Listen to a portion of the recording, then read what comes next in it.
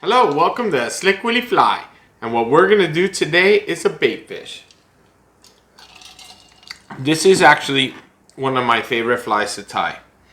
I tie this in a lot of colors, in a lot of sizes. I think a lot of combinations are great. One of the most obvious combinations that everyone knows is black and purple. I tie a lot of grays, that resemble bait fish. A lot of tans, and this one happens to be a couple of different shades of green, and I absolutely love this fly. It's a great fly. This little micro size is going to be awesome for perch, trout, rainbows. It's a great little fly. So let's get in on it. Now, for the purpose of this fly, I'm going to put in a saltwater 2.0 hook. This is a Mustad 34007. Now, a lot of times I will pre-prep material. I'm not doing that in this particular video. It's going to make this video a little bit longer, but I think it's important that you see exactly how I do everything. So I have a type of EP fiber here. This particular EP fiber is called Crystal Flesh. I don't normally promote products, but I just love this stuff. And I have it in a lot of colors. This particular color is called, it's a dark green. It is called Peacock. And then the other color that I'm going to use is called Menhaden. So those are the two colors that I'm going with today. And what do I do? I'm going to pluck out a little clump. I'm probably going to end up plucking out 2 little clumps because this is a big hook. But that's plenty right there. Does not look a lot of material. So I'm going to clump 1 out of each color.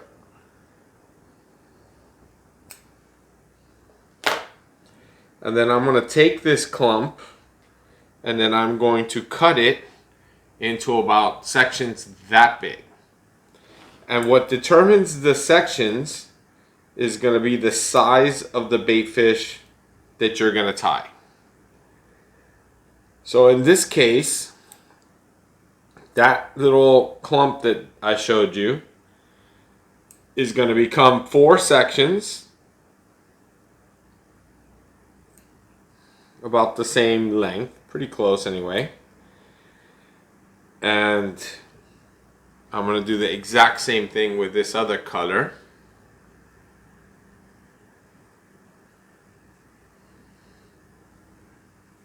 Plenty right there.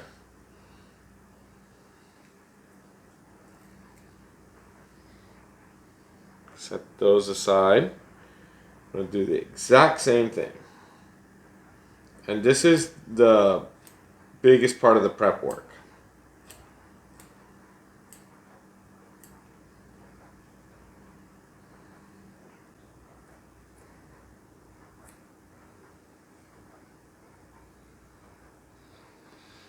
Okay, so now what I'm going to do is I'm going to start a little bit of thread.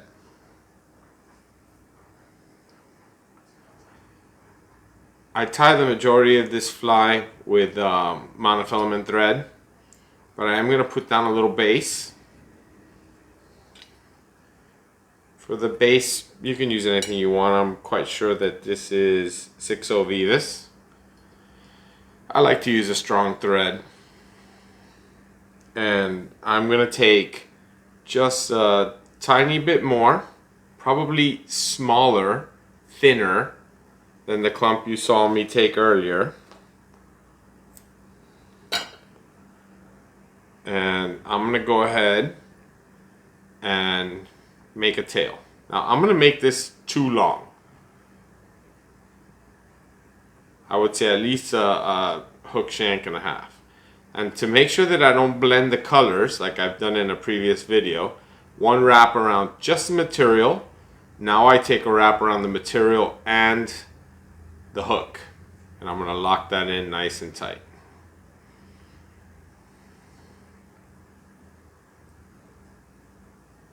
Just like that. Now you have a choice. You can either use the material to make a little bit thicker body, or you don't need to. So once I feel comfortable that that's locked in nice and tight, I'm gonna go ahead and flip it over, not letting go of it, making sure that that really is locked in tight. By flipping it over, you pretty much make it bulletproof. And then I'm gonna go ahead and cut off the tag ends. And this will be just another section of the body. Now I'm gonna do the exact same thing on the underside. So now I'm going to take, again, a small clump.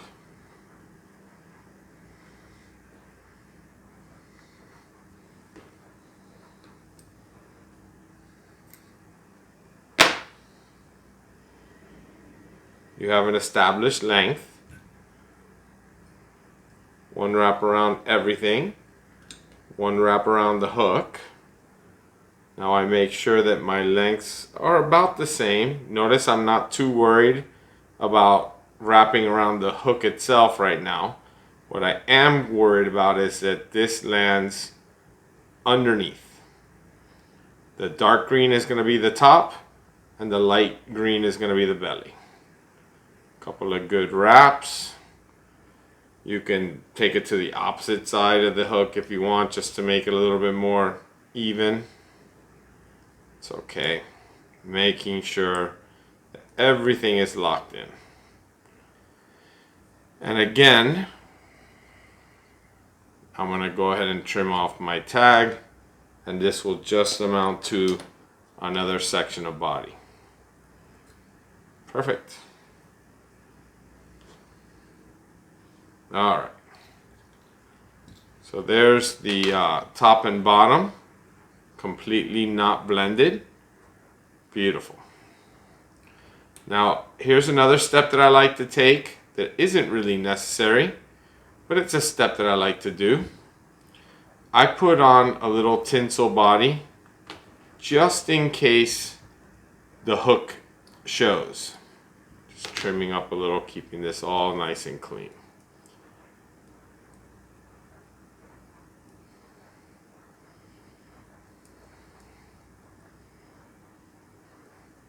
Really not necessary. In fact, you know what? We'll skip the tinsel. Sometimes I do, sometimes I don't. I'm going to preach to you that when you put on your material, that you really need to put on generously and make sure you get good coverage while keeping the colors separate. I think it's very important that you separate, that you have a clear top and bottom, but it should look full. It should look like a solid coverage. And you'll see what I mean here right now. So the first piece of body that we're going to put on. What I like to do is I'll hold it in about the middle. Oh, I got to change thread. I'm sorry. Going to take off this green. A couple of half inches. Just to make sure we lock it in good. Come on. Okay. And I can cut away this thread. And now I'm going to switch to monofilament.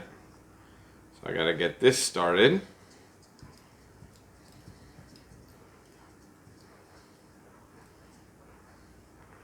And it's obvious why I go to monofilament. I mean, you could do it with the green thread, it's no problem. But the green thread will show a little bit on the lighter underbelly. And I want it to be a clear two colors. Okay, so now we're gonna tie these in at about the center point. But I think it's important that we continue making sure we separate. So one wrap around the material, then one wrap around the material and the hook, and then lock it in nice and tight. Then you bring up the back half and make a little wall, just like that. Flip it over and we do the same thing on the underside. Obviously the underside is not going to be as easy as the over because of the hook. So just take your time. Make sure that the bottom lands on the bottom and the top lands on the top. And you just repeat the whole process. And really all I'm going to do is repeat the process all the way up the hook shank. Now, here's where it gets important. Once I've put the top and bottom on, I'm going to go ahead and push them back with my finger. And I'm going to pull my thread forward, make a little wall, so they keep staying back. Keeping everything back. I like sometimes, especially towards the hook, the back of the hook, I'll sometimes put a little wrap right in front, or right on the very front of the material, keeping it a little bit back. Just that first one, that first clump really, because I really want that first clump to go the right way. So now I'm going to do this again. And the way that you keep the hook full is by putting the clumps close to each other.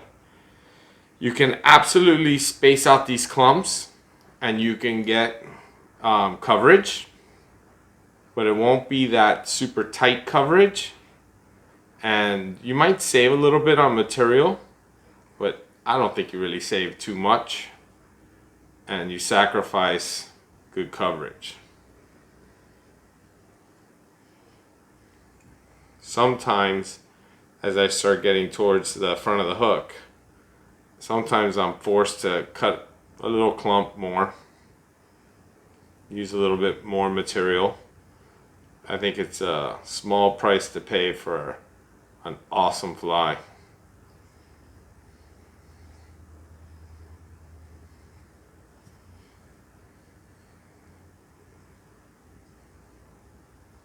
It's important that when you do this, that you keep the colors separate.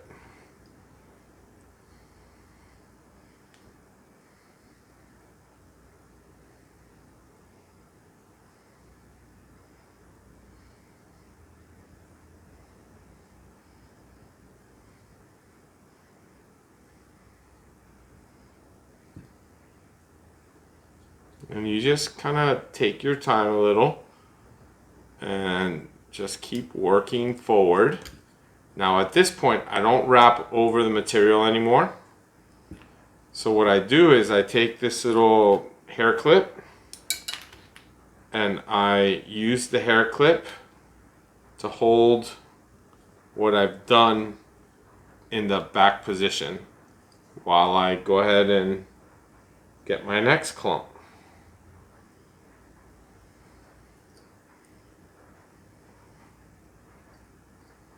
Once you have a clump on, look how easy it is for me to just pick it up and place it right where I want it. I don't know if you could see that, but I can easily maneuver this clump to exactly where I want it before I crank down on it. That's a good tip for making sure that you get coverage.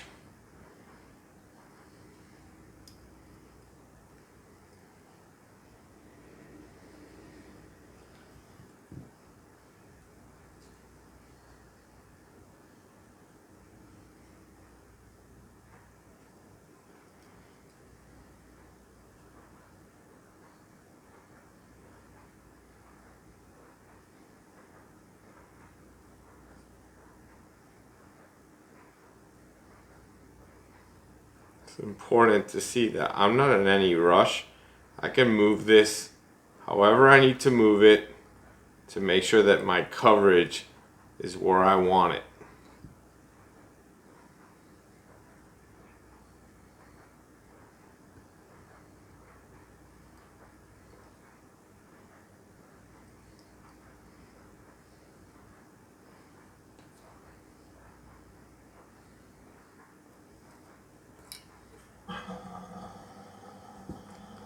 I apologize if you hear a little background noise, but I have a machine working behind me. and it is making a little bit of noise. So this particular fly right here in this size, this is tarpon, snook, pike, muskie, you know, pretty much anything. This is a saltwater Mustad hook that I'm using, but there's nothing wrong with using a saltwater hook in freshwater. Done it plenty of times.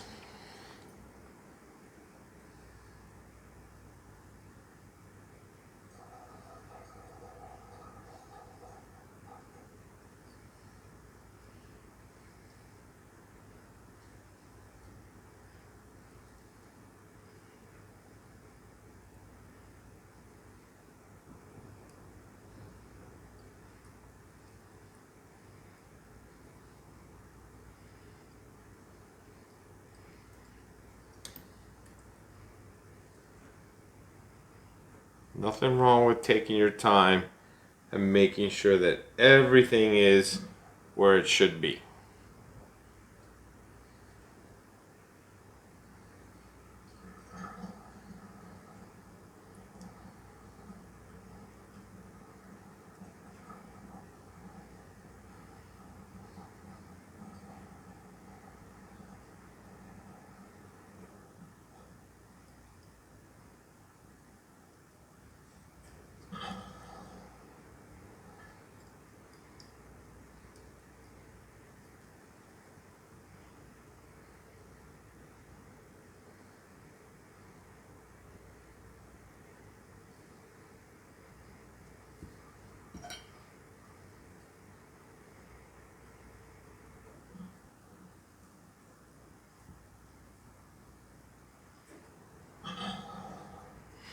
Now I think maybe I put one little clump more. But we're starting to get pretty close to where I like to start making a head. See, it's really an easy fly. It's a super easy fly. It's just a matter of repetition. And I will say this. You're gonna think I'm nuts probably, but the bigger hook sizes are actually easier to tie than the smaller hook sizes. This little micro here, this guy is not super easy to tie because he's so small. But man, it's fun. And this guy is a blast to fish. This is such a fun fly to fish. You get in some water with some aggressive bass or perch or you know, I've caught trout with that fly. Not that specific one, but that shape, that style fly. And you know, they get hit so aggressively, which anytime that I get like that vicious bite, that's always fun.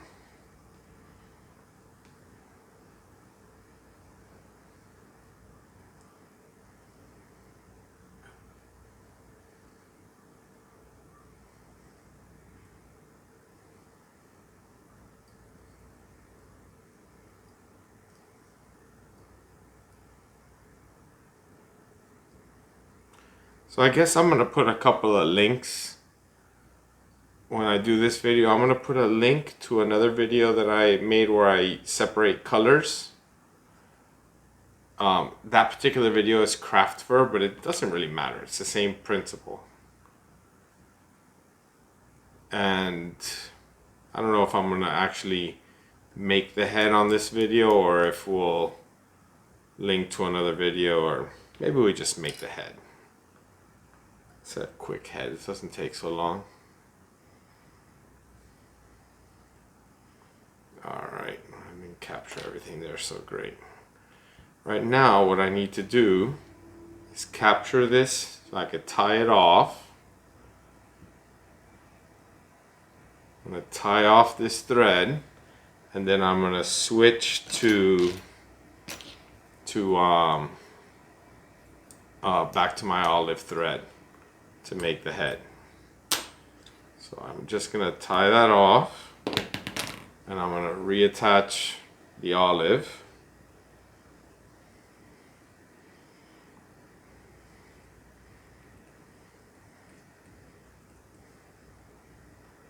just to give this the correct color when I make the head.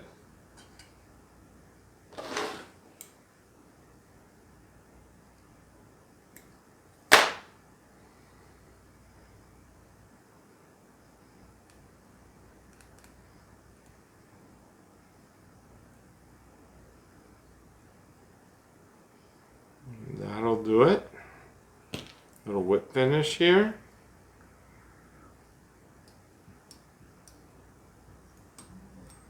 All right. Perfect. Okay, so now we gotta make the shape. Now we're gonna trim this fly, but you can see this fly is definitely got the colors in the correct side, and it has a lot of fullness to the fly itself. So the way I trim is, first I want to go ahead and drag out all these fibers so that they're basically standing. And then what I do is, using my thumb, I'm going to move this stand for a second. Using my thumb as a guide for the roundness of my finger, I'm going to place my thumb. It's hard for you to see, but I'm going to look at my fly, and I'm going to determine how big do I want the body to be, if you can see that. And I'm going to use my thumb as a guide. Now, most of the time, I make the top a little bit bigger than I make the bottom. A lot of times, in fact, I can start on the bottom. It doesn't really matter. A lot of times I use the hook shank as my starting point for the bottom. So I'm just going to straighten all this out as best I can. I'm right-handed, so I want the white on the right-hand side.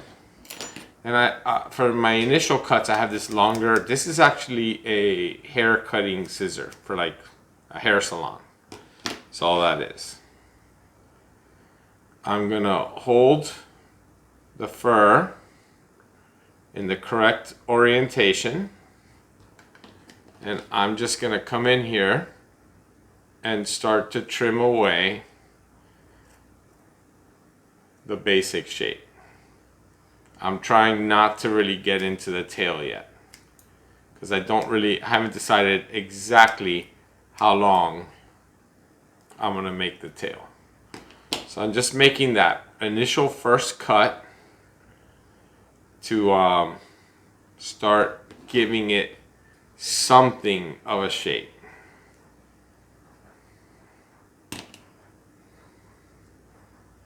And I continue to draw out fibers because they get trapped. And like I said earlier, I'm using that hook shank as a guide.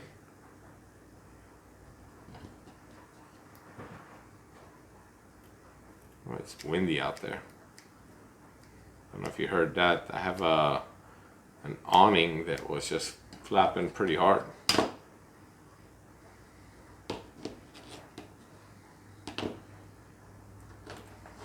Got a couple of fibers here that are kind of going the wrong way. I don't want anything going forward. So everything going forward automatically is going to have to go away.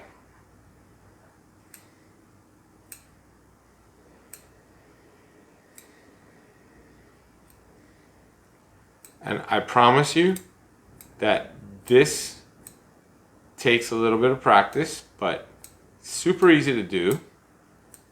Take your time, because you can always cut, but you cannot put it back. Once you cut, it's gone.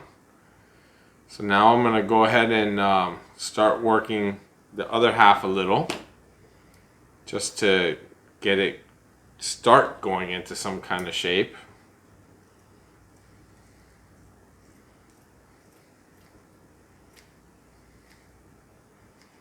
And you could see already that it's starting to take a little bit of a baitfish shape.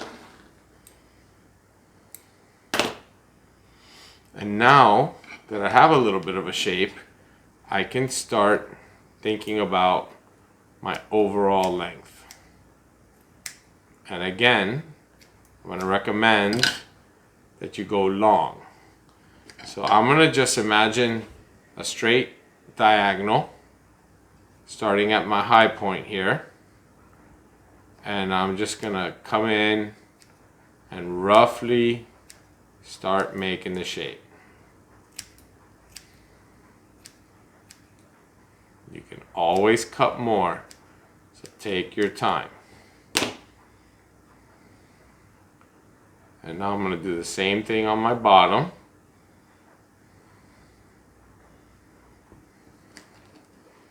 I'm starting to see this, starting to develop what I think I want my length to be.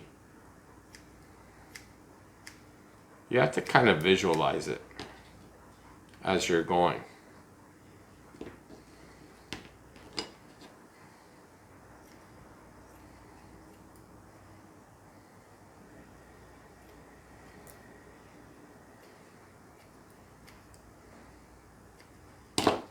That's starting to look pretty cool. Gonna have a lot of action in that tail.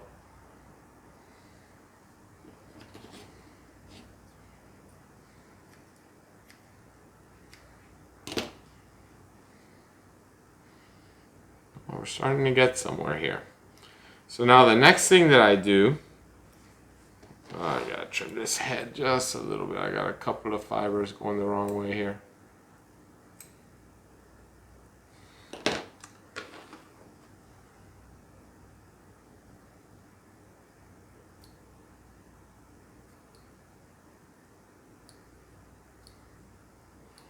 You know, I apologize that this takes a little while, but you know, it really does just take a few minutes. And once you get good at making heads, it'll go quick. Now, I do like to imagine this thing on its side. I like to see the body, and I think that that profile is too wide. So right away, I take my scissors a little bit diagonal, and I start working the profile. Both sides.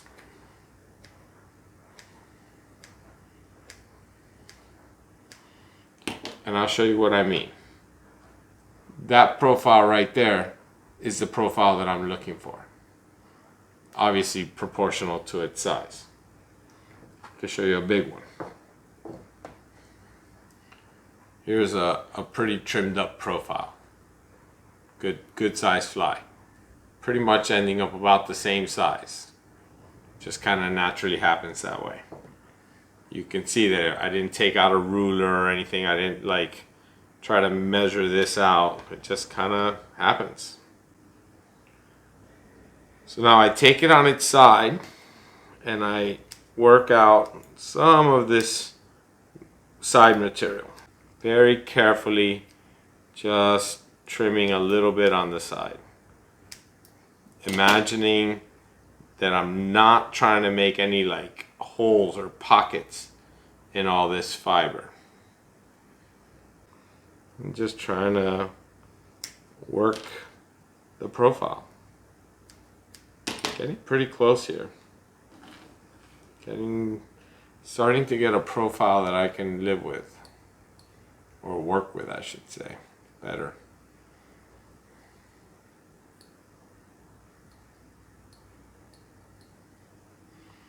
In a past life, I might have been a beautician.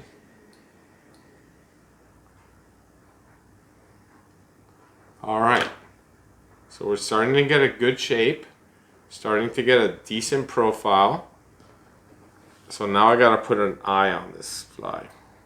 And for eyes, really, the sky's the limit. I've done big eyes, I've done little eyes, you know, red eyes, yellow eyes, all kind of different shapes and sizes and colors, and I don't think that anything is, I don't think there's any perfect answer. I think they're all good. So what's my logic? Well, my logic when it comes to eyes is I start thinking about how am I going to use this fly? The obvious. If this fly was only going to be used in freshwater applications, I would pretty much automatically either put a silver or a yellow eye. And it's not that silver or yellow eyes are better. It's just that I personally have caught a lot of fish with silver, a lot of freshwater fish with silver and yellow eyes. If I was knowing that this was going to be strictly for saltwater applications, snook, tarpon, anything on the beach, I'd probably put a red eye for exactly the same reason. It's not that yellow eyes don't work. I've caught lots of saltwater fish with yellow eyes or silver eyes or whatever. I just think I've caught more saltwater fish with red eyes. So, call me crazy. All right, I like it. So now, back to the vise.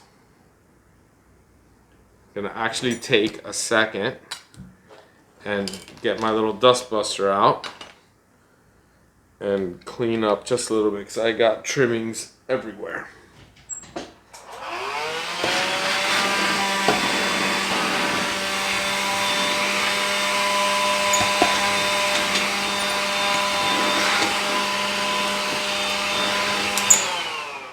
Okay, so now like I was saying, excuse me, I can do these 10 millimeter eyes. That's this one. It's the same size fly, so this 10 millimeter eye is not a bad choice.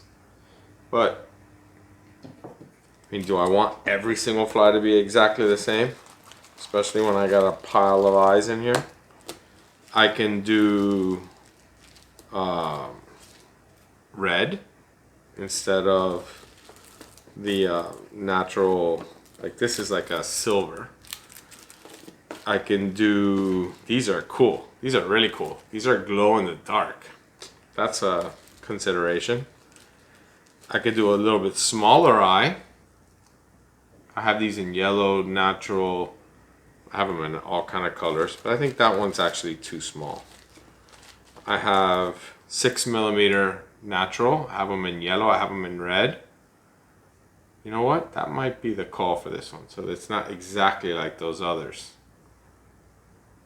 I think I'm going to do that. I think that that's the winner. All right. So now we've picked our eyes.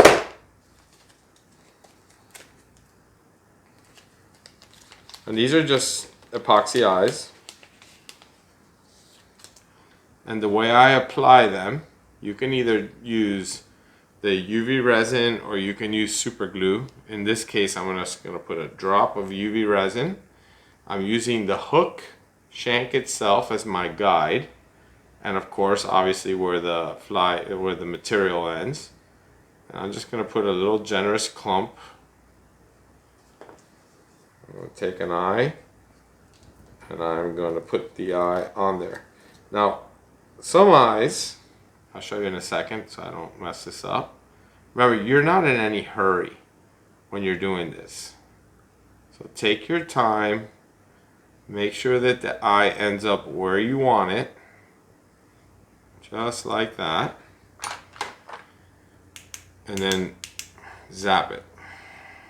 And there's enough little loose material there that this will actually hold. That will hold enough right now. But I gotta show you something. Some eyes, like these are awesome. These are called Fish Skulls is the brand, and they're called natural eyes. And you can see how they're not perfectly a circle, the pupil. The pupil actually feels like it comes to a little point. Well, that's the front of the eye. So if you buy these kind of eyes, you gotta make sure that you place them correctly on the fly. Or else a fish might not notice.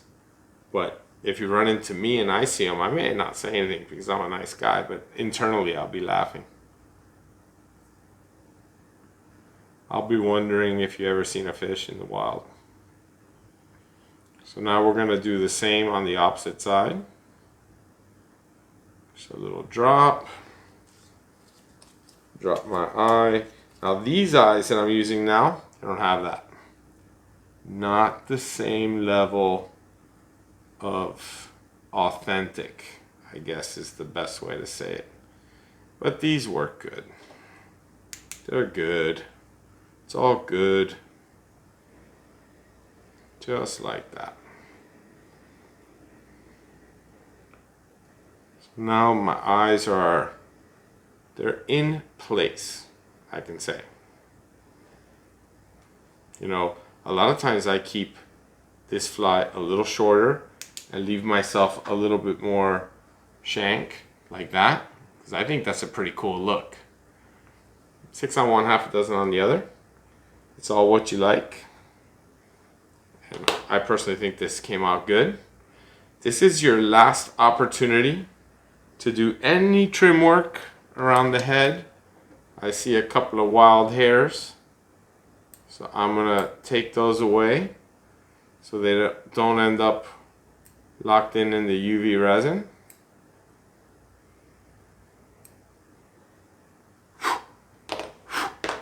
And a lot of times I use my lamp because my lamp shows me imperfections that I don't actually see with a naked eye.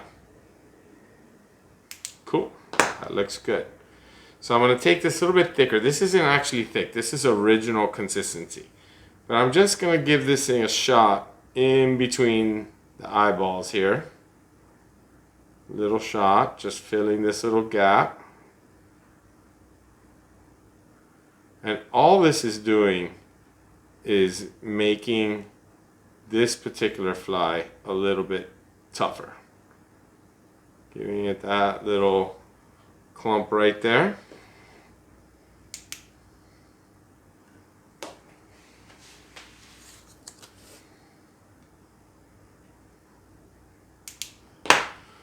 Now I'm going to switch to a thin consistency. And all I'm going to do is put a drop on the eye itself. And then I'm going to use the nozzle to push it off the edges. Just like that. I'm going to do both eyes. I'm going to make sure that I push it off the edge. Just like that. Making sure that I get on top on the knot itself.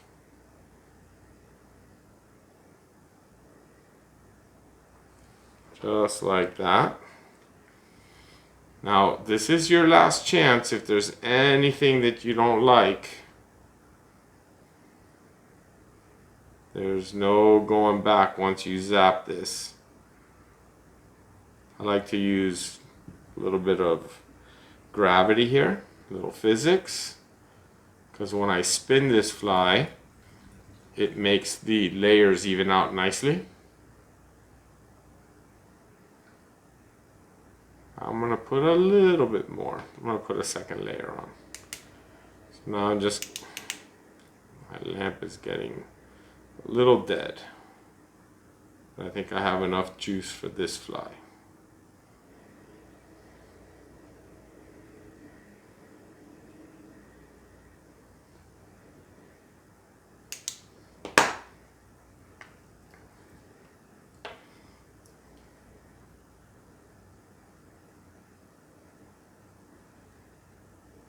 A little bit more on each eye, and really what it does by me working it off the edge, I'm really making this the eyes are going to be much more durable. So if I happen to get a pike or a barracuda or some guy that's not only going to be a hard strike but he's toothy, hopefully the eyes will survive for more than one fish. Because I really like to make flies that are durable. And that's pretty much it.